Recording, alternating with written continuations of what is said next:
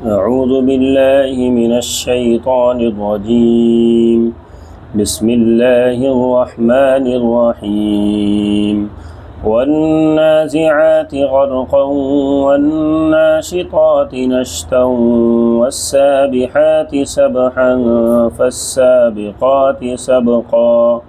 فالمدبرات أمرا يوم ترجف الراجفة تتبعها الرادفة قلوب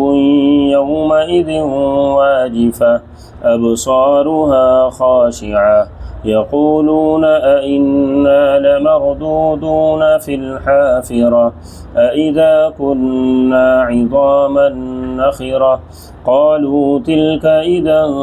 كرة خاسرة فإنما هي زجرة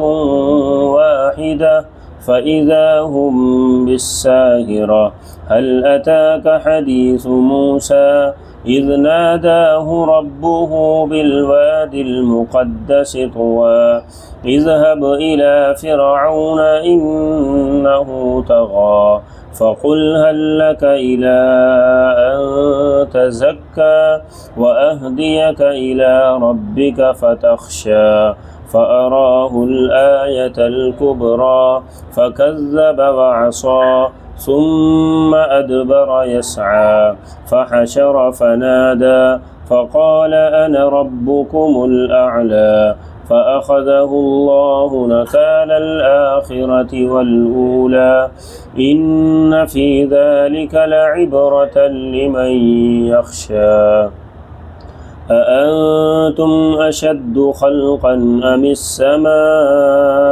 بناها رفع سمكها فسواها وأغطش ليلها وأخرج ضحاها والأرض بعد ذلك دحاها أخرج منها ماءها ومرعاها والجبال أرساها متاعا لكم ولأنعامكم فإذا جاءت الطامة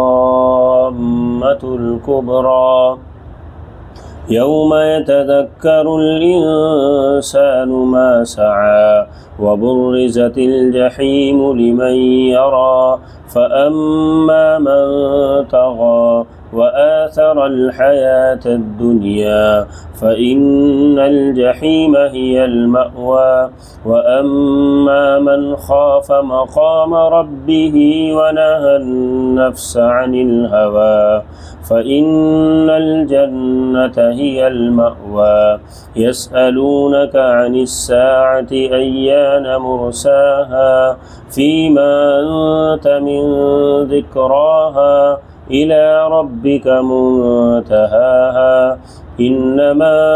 أنت منذر من يخشاها كأنهم يوم يرونها لم يلبسوا إلا عشية أو ضحاها.